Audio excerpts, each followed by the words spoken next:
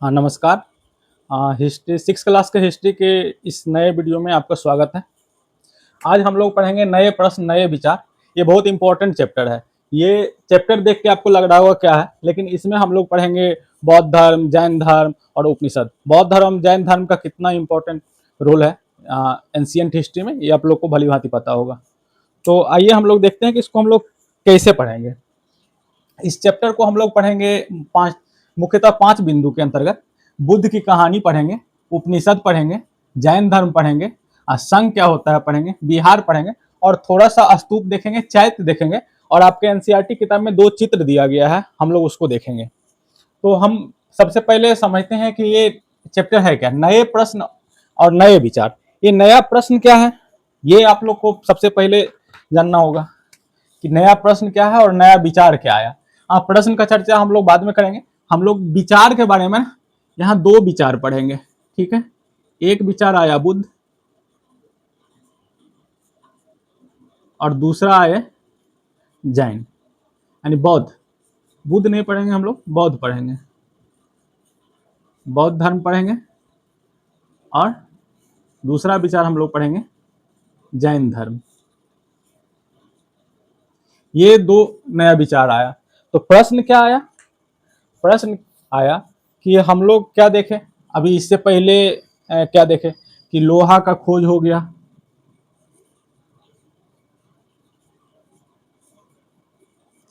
लोहा के खोज होने से कृषि उत्पाद बढ़ा,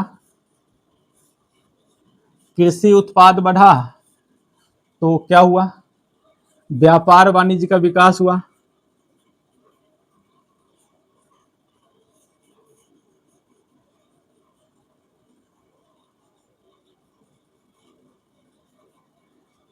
व्यापार वाणिज्य के विकास होने से क्या हुआ, सिक्का का प्रचलन बढ़ा। ये सब हम लोग पढ़ चुके हैं।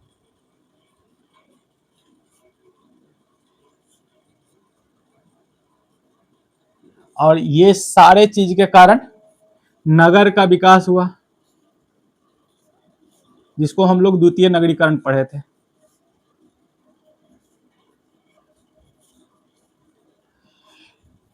और साथ साथ नगर के विकास के साथ साथ क्या हुआ कि वर्ण व्यवस्था जो था,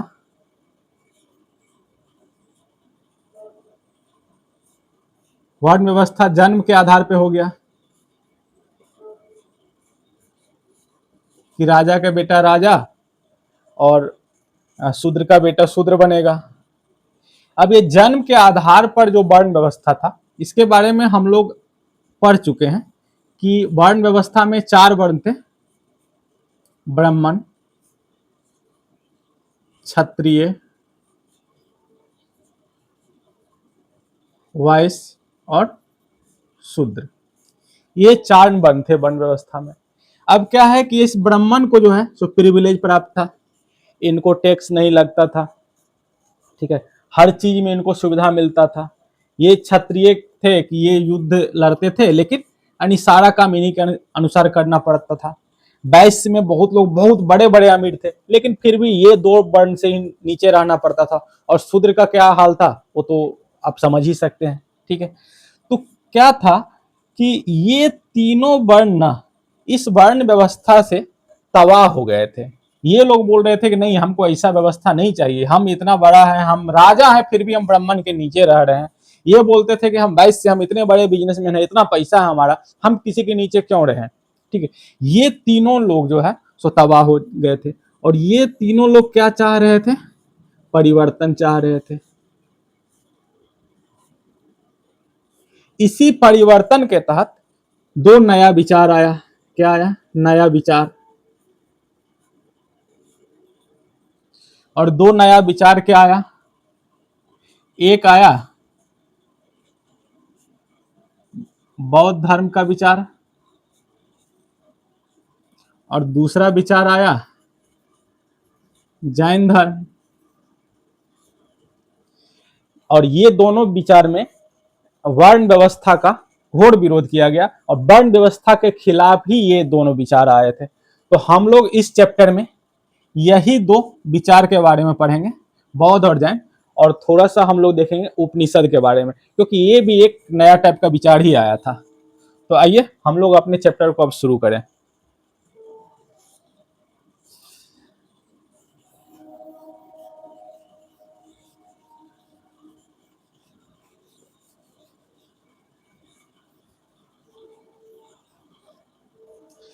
सबसे पहला हमको है कि बुद्ध का कहानी पढ़ना है।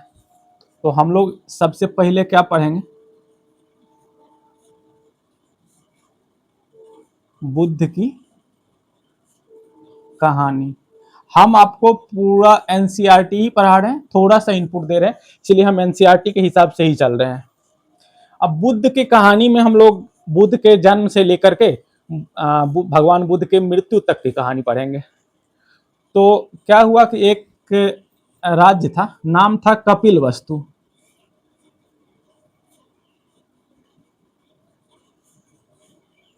इस कपिल वस्तु का एक राजा था जिनका नाम था शुद्धोधन।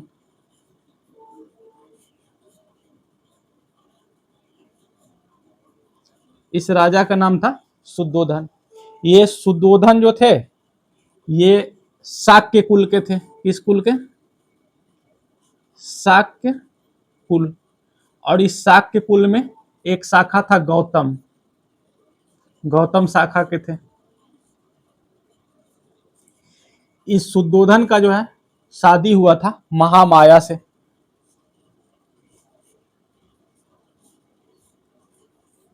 ये महामाया जो थी ना, ये कोली वंश की कन्या थी। कोली वंश की कन्या। इन दोनों से एक संतान उत्पन्न हुआ और संतान का नाम रखा गया सिद्धार्थ।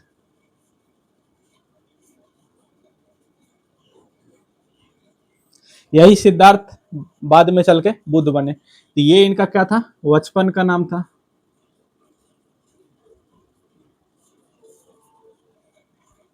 और इनका जन्म कब हुआ? 563 बीसी। अब देखिए हम बीसी बार बार बोल रहे हैं, आप लोग समझ गए होंगे कि ईसा पूर्व है, ठीक है। और ये जन्म कहाँ हुआ? लुम्बिनी में हुआ। अभी लुम्बिनी कहाँ पड़ता है? नेपाल में पड़ता है। इनका जन्म लुम्बिनी में हुआ। इनके जो जन्म हुआ सिद्धार्थ का, इसके 7 दिन के बाद इनके यहाँ 2 घटना हुआ।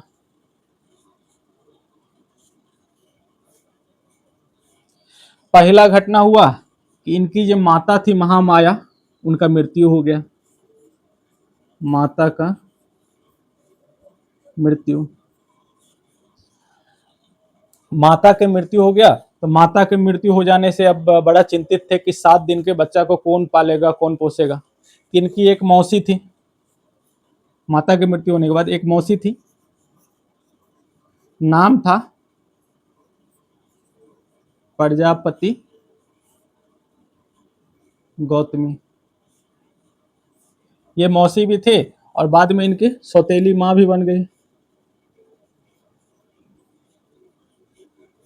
इसी को विमाता भी बोला जाता है। तो अब इनके घर आ गई प्रजापति गौतमी और इनका पालन पोषण किया। 7 दिन का पहला घटना ये था। 7 दिन के बाद ना दूसरा घटना ये हो गया कि इनके यहाँ एक ऋषि थे।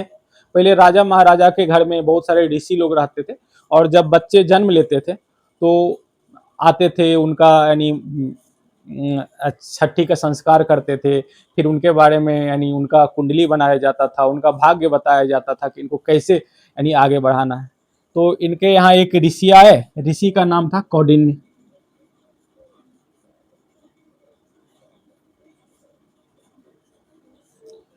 और इसी को बोलते थे कालदेव। ये ऋषि आए और इन्होंने 2 भविष्यवाणी किया। पहला भविष्यवाणी किया कि ये जो है बहुत बड़ा चक्रवर्ती सम्राट बनेगा।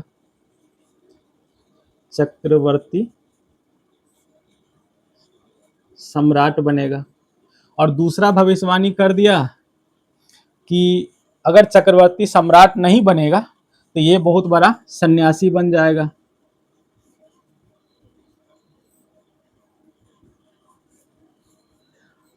थोड़ा सा हम बोलते हैं, ठीक है, लिखते कम है, क्योंकि ज़्यादा लिखेंगे तो लिखने में सारा टाइम लग जाएगा, तो एक वीडियो 1 घंटा 1.5 घंटा का हो जाएगा। तो आप लोग नोट्स बनाते रहिएगा, ठीक है। तो ये दो बात हो गया। अब क्या है कि बोला कि ठीक है राजा बने तो बहुत अच्छा बात है, लेकिन एक राजा का बेटा सन्यासी बनेगा तो फिर राजपाट कौन चलाएगा। राजा बहुत चिंता में आ गए कि भाई अब क्या है कि हमको सन्यासी नहीं बनाना है बेटा को। तो बोला इसके लिए क्या उपाय है। तो बोला ऐसा माहौल ही इसको नहीं देंगे कि ये सन्यासी बन पाएगा। तो बोला किया क्या कि इनको सन्यासी बनने से रोकने के लिए इनके आसपास पूरा चमक दमक, किसी चीज का अभाव नहीं, राज्य की जितनी भी खूबसूरत खूबसूरत लड़की थी, नृत्य करने वाली थी, उनको लगा दिया गया, ठीक है। ये सब कर दिया गया कि इनका सन्यास की तरफ मन ही नहीं जाए, उसी में रमे रहे, ठीक है। तो ऐसे करते करते 16 साल तो हो गया। 16 साल तक इनको सन्यासी बनने का दिमाग में एकदम नहीं आया, क्योंकि चमक धमक में ये खूबसूरत अप्सरा के आसपास ये रहते थे, तो इनको लगा ही नहीं कि दुनिया में सन्यास कोई चीज होता है, सन्यासी बनना है, ठीक। तो बोला कि अब इससे तो काम नहीं चलेगा। तो बोला जो ये सिद्धार्थ है ना, इनका शादी कर दिया जाए। हम इसको मिटा रहे हैं, ऊपर लिखेंगे।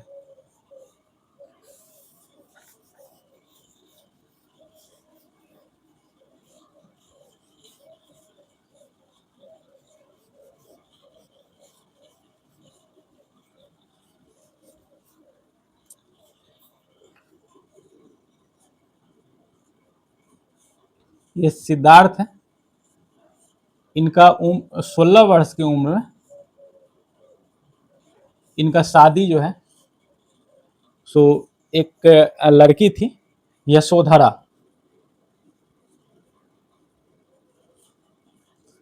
इनसे कर दिया गया। और शादी के बाद ये दोनों के शादी के बाद एक पुत्र हुआ जिसका नाम रखाया राहुल।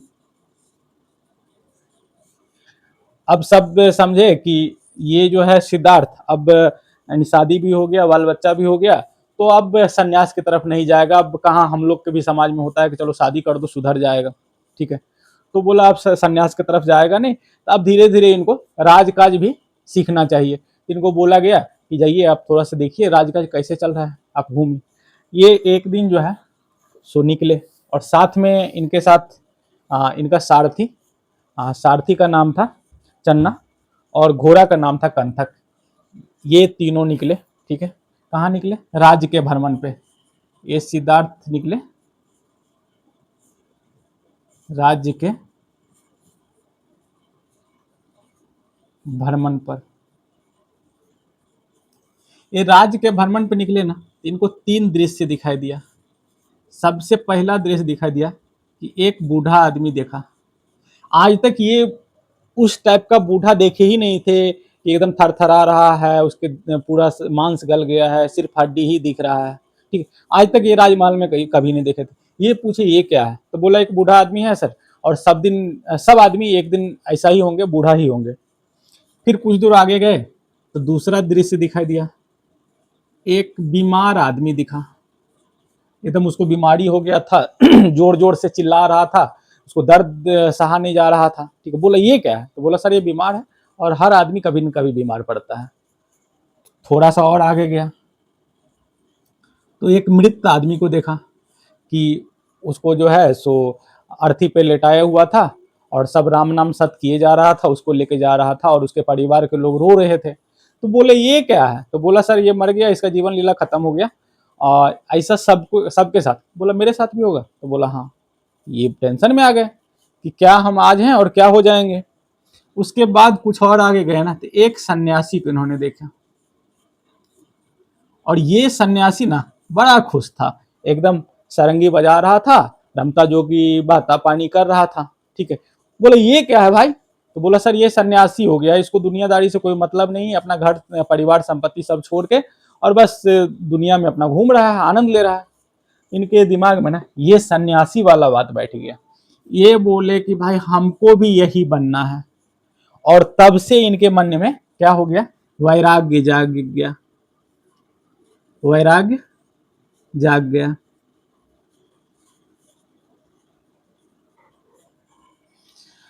और सन्यासी बनने का ये सोचने लगे। ये जब 29 वर्ष के उम्र के हुए ना, 29 वर्ष,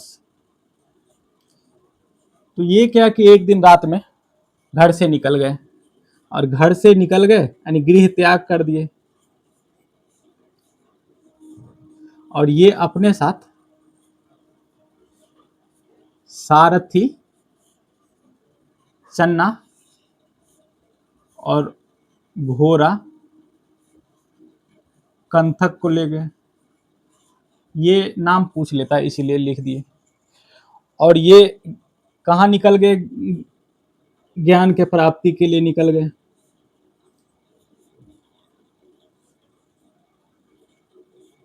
ज्ञान के प्राप्ति के लिए।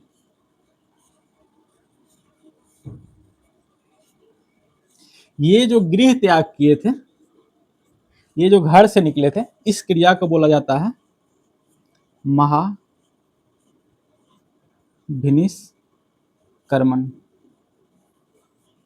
ये आप लोग याद रखेंगे, गृह त्याग को बोला गया महाविनिष्कर्मण। और ज्ञान के प्राप्ति के लिए कहाँ गए, ये गए बौद्ध गया।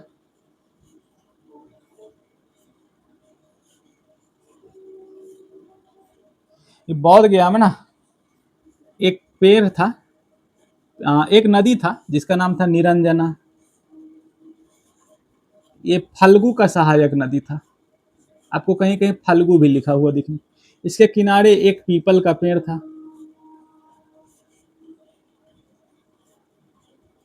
इस पीपल के नीचे ये बैठ गए, और पीपल के नीचे बैठे और ज्ञान प्राप्ति करने लगे। ठीक है, इनको 6 साल के बाद, ठीक है, बीच में देखिए थोड़ा सा कहानी हम आपको बीच में स्किप कर रहे हैं क्योंकि एनसीईआरटी को एनसीईआरटी रहने दे रहे हैं। ये जो है सो उरुगवेला में 6 साल तपस्या किए, फिर बोध गया गए थे। ये बोध गया के पास ही है, लेकिन हम लोग यहाँ डायरेक्ट 6 साल लिख रहे हैं। 6 वर्ष के तपस्या के बाद इनको ज्ञान का प्राप्ति हुआ।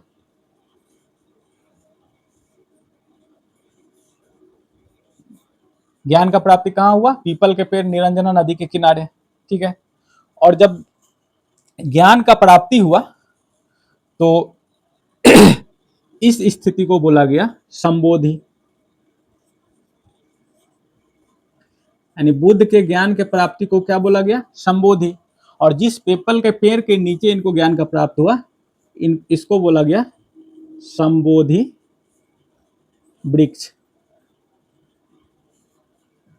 तो अभी तक हम 2 चीज देख चुके हैं, एक महाविनिष्कर्मण और एक संबोधि। ये बहुत इंपॉर्टेंट टर्म है। ठीक है, और ये संबोधि वृक्ष हम लोग देखें।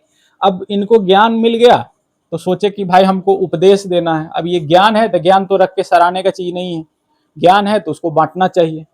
तो वो ज्ञान बांटने के लिए निकल गए। तो ज्ञान बांटने के लिए ना, ये जहां पहले तपस्या कर रहे थे उरुगवेला में,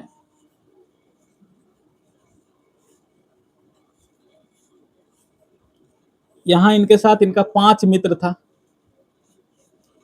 इनसे विवाद होने के बाद ये बोध गया गए थे। ठीक है, तो ये बोले कि अरे सबसे पहला ज्ञान उरुगवेला जाके यही 5 को हमको देना है।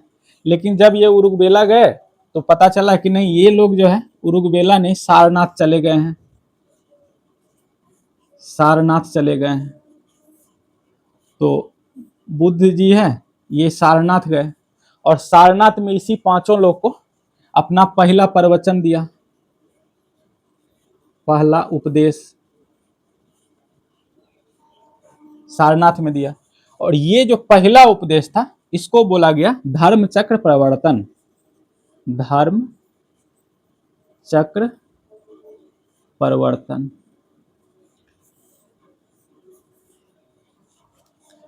ये धर्म चक्र प्रवर्तन हो गया। उसके बाद क्या हुआ कि ऐसे ज्ञान देते रहे, बहुत जगह घूमते रहे। ठीक है, 483 बीसी, 483 बीसी एक जगह है कुशीनगर, कुशीनगर।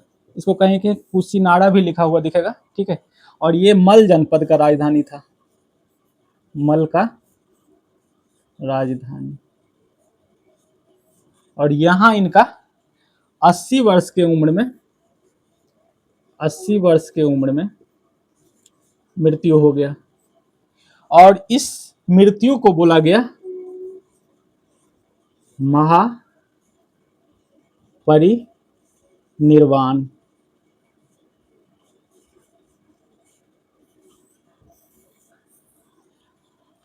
तो बुद्ध का कहानी यही खत्म होता है। हम लोग महाविनिष्क्रमण पढ़े, संबोधि पढ़े, धर्म चक्र परिवर्तन पढ़े, महापरिनिर्वाण पढ़े, ठीक।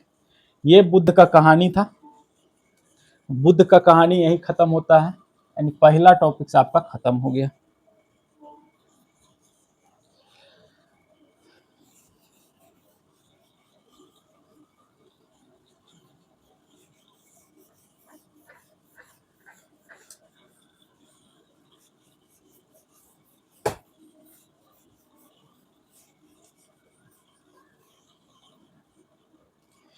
हमारे किताब में एक चित्र दिया हुआ है। हम बोले थे कि 2 चित्र के बारे में पढ़ेंगे, तो एक चित्र हमारे किताब में दिया हुआ है। एक स्तूप है सारनाथ का, सारनाथ का स्तूप। इसको धम्मेक स्तूप भी बोलते हैं, धम्मेक स्तूप। ये सारनाथ में ना धम्मेक नामक जगह पे है, इसलिए इसको धम्मेक स्तूप बोलते हैं। थोड़ा सा इस स्तूप के बारे में, इसका फिगर एनसीईआरटी में दिया हुआ है, हम लगा देंगे एडिट करते समय। इसका निर्माण ना अशोक करवाए। और अशोक किस धर्म से संबंधित था? मौर्य वंश। हम लोग एक चैप्टर ही मौर्य वंश पढ़ेंगे, यानी अशोक के बारे में। अशोक बनवा दिए, उसके बाद एक कुषाण वंश आए, तो कुषाण वंश वाले क्या किया, इसका विस्तार करवाया। विस्तार करवाया कौन? कनिष्क। कनिष्क किस वंश का शासक था? कुषाण, कुषाण वंश का। और बाद में जो अभी लास्ट वाला रूप है, जो अभी पूर्ण रूप है, इसको ना एक राजा थे चंद्रगुप्त प्रथम। चंद्रगुप्त प्रथम, इनकी पत्नी थी, इनका नाम था कुमार देवी। ये कुमार देवी ना, ये इसका निर्माण करवाई। और ये किस काल में? चंद्रगुप्त प्रथम था गुप्त काल में, यानी गुप्त वंश का शासक था। तो ये रहा आपके थोड़ा सा धम्मेक स्तूप के बारे में। अब इसको मिटाएं।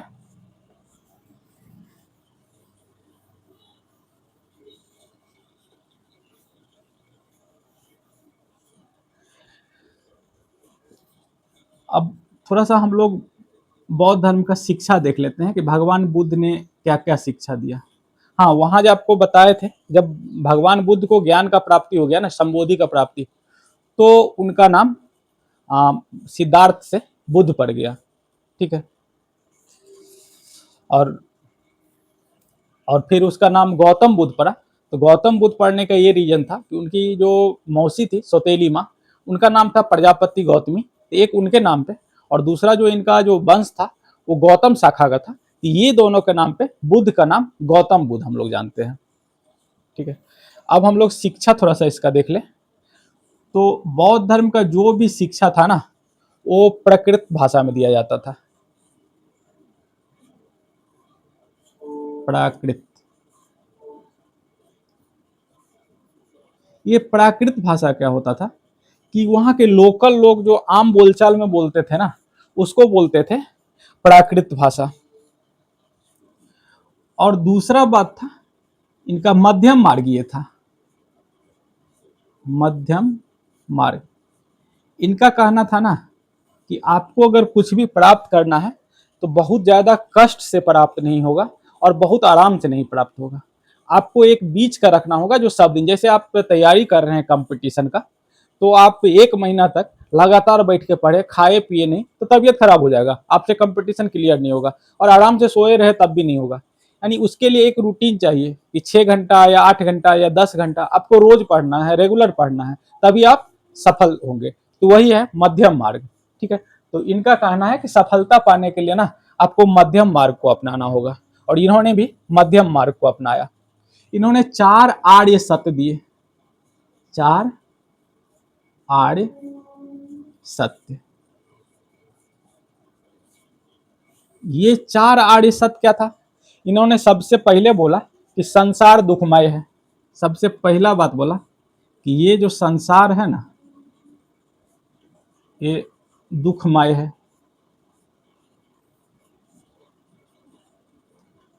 दूसरा बात इन्होंने बोला कि भाई संसार दुखमय है, तो इस दुख का कारण, यानी पहला आर्य सत्य इनका दुख था। ठीक है, तो बोला इस दुख का कारण क्या है? तो दूसरा आर्य सत्य दिए दुख का कारण।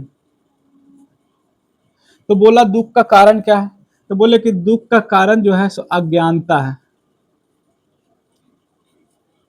इसी को बोलते हैं तृष्णा। बोला कि सारा दुख जो है सो अज्ञानता के कारण ही है। और तृष्णा क्या है? अज्ञानता यानी इच्छा, कि आपको जितना भी दुख है सारा इच्छा के कारण ही है। हम यहाँ आपको पढ़ा रहे हैं तो मेरा इच्छा है, ठीक है, नहीं तो आराम से सोए नहीं रहते। ठीक, तो इतना हम कष्ट ले रहे हैं, ये गर्मी में पढ़ा रहे हैं, ये हमारा तृष्णा है, हमारा इच्छा है।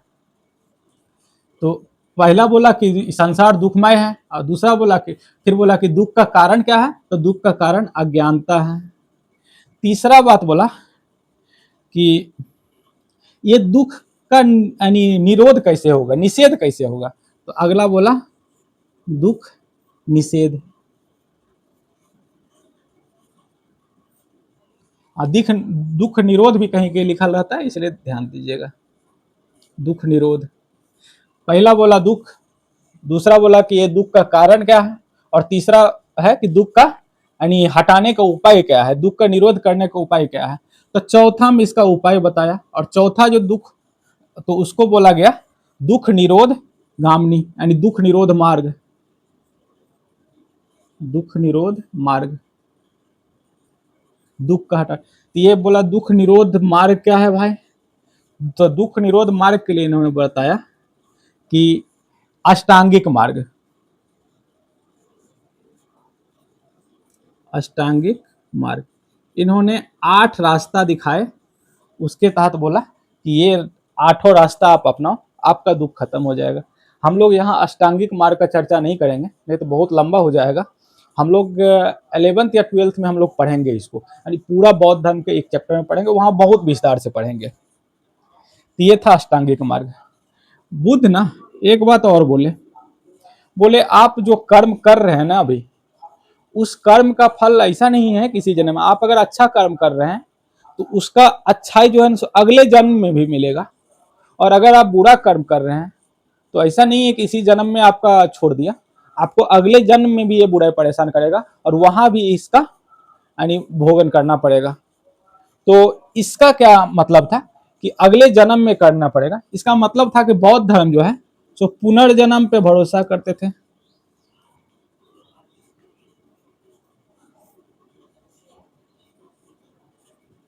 आपको पूछता है कि बौद्ध धर्म पुनर्जन्म पे भरोसा करते थे कि नहीं, तो बोले हाँ करते थे।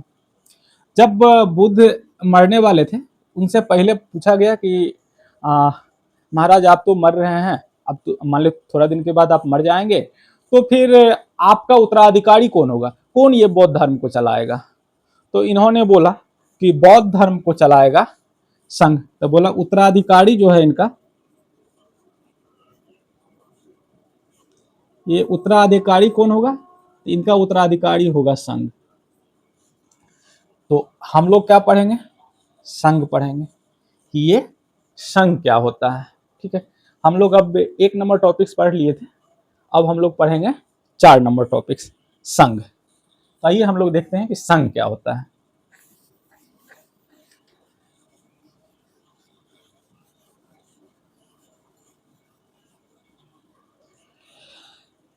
भगवान बुद्ध ना बौद्ध धर्म में एक त्रिरत्न का चर्चा किया गया है। त्रिरत्न, तो बौद्ध धर्म का त्रिरत्न ना, इसमें 3 रत्न को बौद्ध धर्म का त्रिरत्न बोला गया है। तो कौन कौन सा है त्रिरत्न बौद्ध धर्म का? एक सबसे पहला है बुद्ध, जो भगवान बुद्ध अपने हैं। दूसरा बोला गया कि धम्म, और तीसरा बोला गया कि संघ। ये बौद्ध धर्म का त्रिरत्न है। यानी बुद्ध मतलब भगवान बुद्ध, यानी उनके विचार, उनके अनुसार चलने को ही यानी बुद्ध बोला गया। और धम्म क्या है कि भगवान बुद्ध का जो उपदेश है उसके अनुसार आप जो चल रहे हैं वो बौद्ध धर्म का यानी धम्म हो गया। और संघ, ये संघ क्या है हमको यही पढ़ना है अभी। तो बोला गया कि संघ एक ऐसा समूह है जिसमें गृह त्याग किए हुए कुछ भिक्षु लोग रहते हैं। यानी जो लोग गृह त्याग करके और ग्रुप में रह रहे हैं, ठीक है, कहीं, तो उसको हम लोग बोलेंगे संघ। संघ कैसा बोलेंगे? हाँ, एक ऐसा समूह जिसमें गृह त्याग किए हुए भिक्षु एक साथ रहता है। गृह त्याग करके एक साथ रहता है, उसको संघ बोलेंगे। और भगवान बुद्ध ना पहला संघ का स्थापना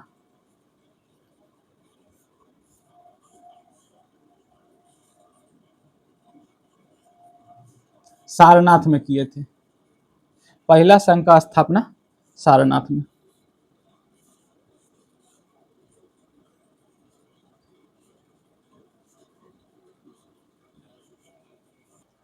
तो बोला गया कि ये संघ में जो है, तो संघ में शामिल कौन कौन हो सकता है? तो बोला संघ में ना 15 वर्ष से ऊपर का हर व्यक्ति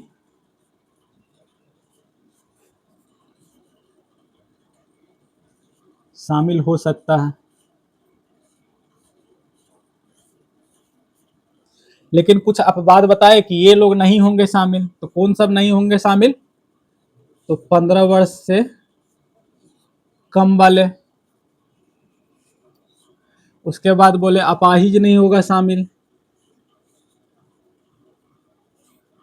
विकलांग नहीं होगा शामिल,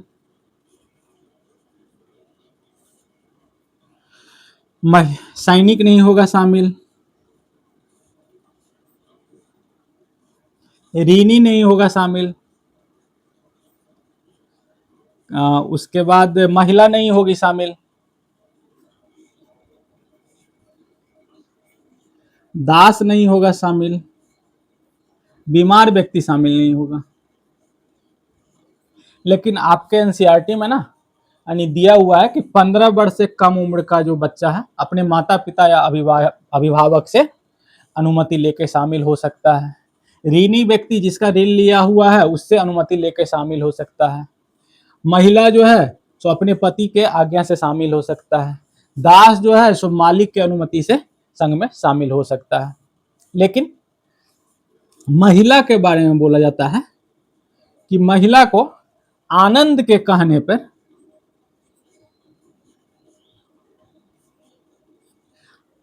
महिला को आनंद के कहने पर शामिल किया गया। और कहां शामिल किया गया पहला बार?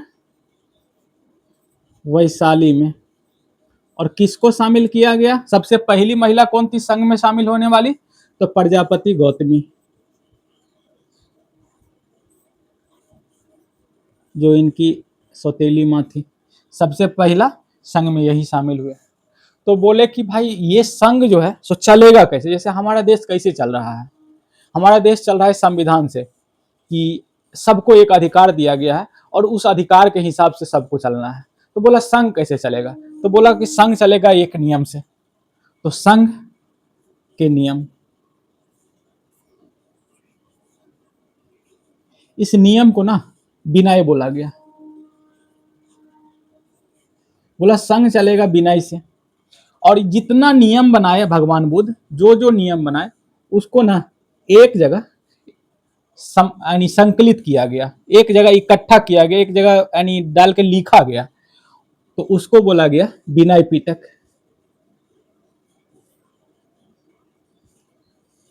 और इसका संकलन कौन किया? उपाली। उपाली एक इनका चेला था, इन्होंने विनय पिटक का संकलन किया। तो बोलेगा विनय पिटक में क्या है? तो संघ का नियम है। ठीक है। एक चीज और हम लोग थोड़ा सा यहाँ देख लेते हैं, हम लोग आगे जैन धर्म पढ़ेंगे। जैन धर्म में भी संघ का बात किया गया, जैन संघ, इसको हम लोग यहीं देख लेते हैं। ये जैन संघ ना पावा में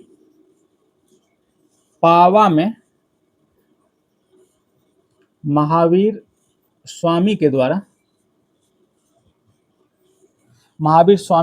चलाया गया, महावीर स्वामी के द्वारा स्थापित किया गया।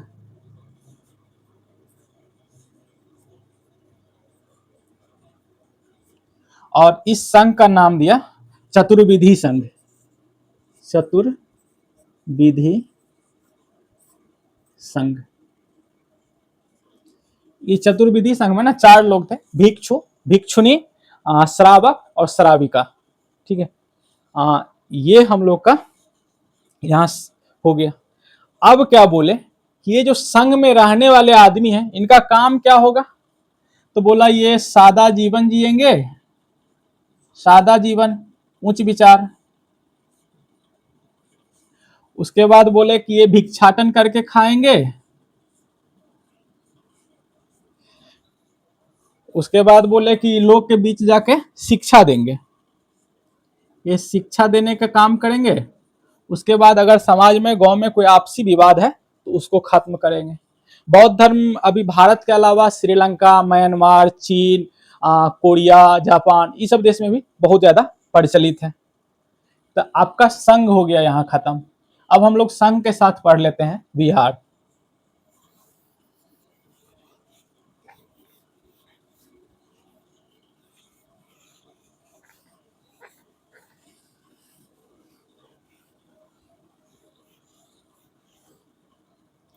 अब हम लोग अगला टॉपिक पढ़ते हैं विहार।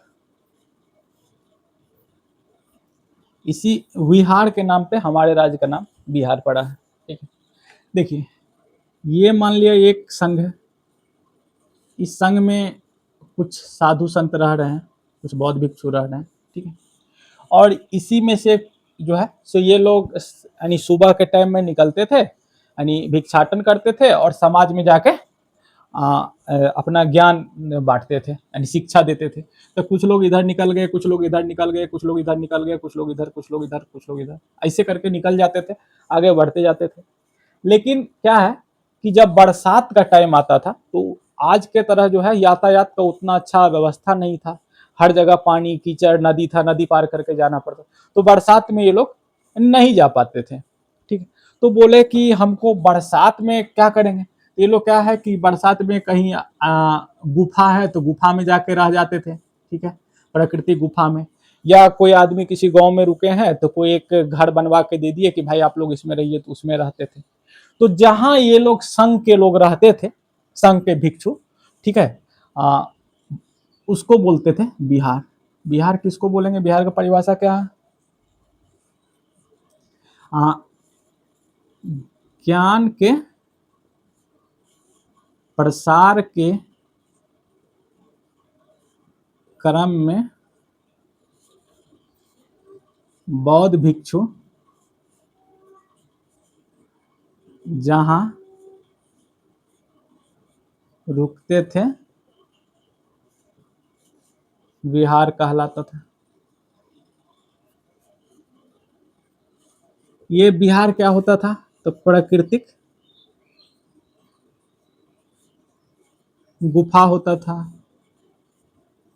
किसी के द्वारा दान में दिया हुआ घर हुआ करता था। ठीक है। ये अवस्था होता। इन्होंने सोचा कि इसके जगह पे ऐसा है कि हम लोग एक परमानेंट आवास बनवा दे और हम लोग जब बरसात का टाइम आए तो बरसात से पहले इस घर में आ जाए और फिर जब बरसात खत्म होगा तो यहाँ से हम लोग निकल जाएंगे। तो अब बौद्ध भिक्षु क्या करने लगा कि अस्थायी आवास बनवाने लगा, और इसी अस्थायी आवास को क्या बोला गया? विहार। ठीक है, मान ली ये एक अस्थायी आवास घर बनवा लिया, ठीक है, ये मान ली विहार है। तो इसमें बौद्ध भिक्षु लोग रहते हैं, इसमें रहते हैं, इसमें खाना बनता है, ठीक है। तो बोला गया ना कि बिहार तो हो गया, लेकिन भाई यहाँ तो सब लोग रहते हैं, यानी सब अलग अलग काम करते हैं, कोई नहा रहे हैं, कोई धो रहे हैं, कोई घर साफ कर रहे हैं, तो हमको पूजा करना है, तो पूजा मेरा कैसे होगा भाई? तो बोला कि इसी जो बिहार है ना, इसी में एक थोड़ा सा हटके एक और जगह हमको बनाना है, ठीक है। और ये जगह जो है सो एक चबूतरा टाइप का जगह होता था। बोला यहाँ आके पूजा करेंगे आप। तो यहाँ बैठ के पूजा करते थे शांति से, और इस पूजा स्थल को बोला गया चैत्य। तो चैत्य क्या हुआ? बिहार के पास का पूजा स्थल, ये हो गया चैत्य। तो हम लोग ये वाला चैत्य भी देख लिए। अब हम लोग चैत्य देख ही रहे हैं तो थोड़ा सा एक चीज और देख लेते हैं, स्तूप। हम लोग इससे पहले धम्मे का स्तूप पढ़े थे। ये स्तूप क्या होता था? जब भगवान बुद्ध मरे ना, इनके शरीर के अवशेष को ले गया और उस पे एक स्ट्रक्चर बना गया, एक संरचना बनाया गया, उसको बोला गया स्तूप। स्तूप क्या होता है? बुद्ध के अवशेष पर निर्मित संरचना, ये हो गया स्तूप। तो हमारा स्तूप भी खत्म हो गया। एक चित्र हम लोग देख लिए थे, अभी हम लोग एक दूसरा चित्र आपके एनसीईआरटी में दिया हुआ है, हम लोग थोड़ा सा उसका चर्चा कर ले। चित्र दूसरा दिया गया आपके एनसीईआरटी में, कार्ले का गुफा। कार्ले का गुफा हम इसको लगा देंगे, ठीक है, यहां नहीं लिखे, नहीं तो फिर लगाएंगे तो उधर दिक्कत हो जाएगा।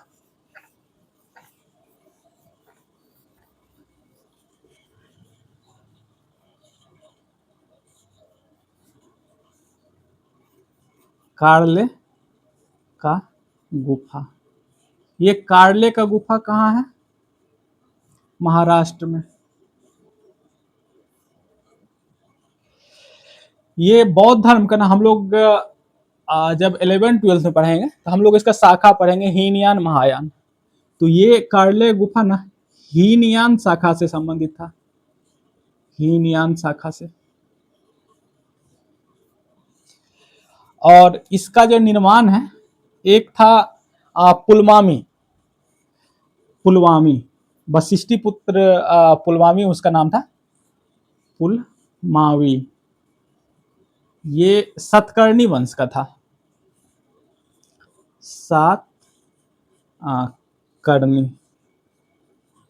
सातकर्णी वंश का था।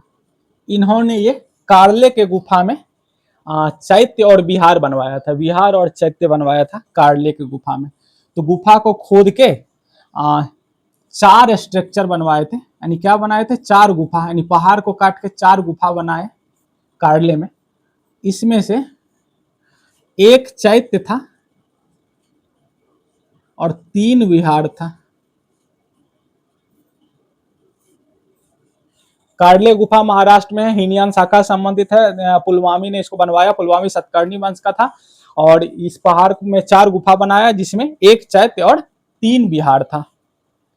तो आपका बिहार भी खत्म और चित्र भी खत्म। अब हमको ये 2 टॉपिक्स रह गया, एक उपनिषद और एक जैन धर्म। अब वीडियो लंबा हो रहा है, हम ये दोनों टॉपिक्स को अगला वीडियो में कंटिन्यू करेंगे। नमस्कार, धन्यवाद। आप लोग लाइक कीजिए, सब्सक्राइब कीजिए।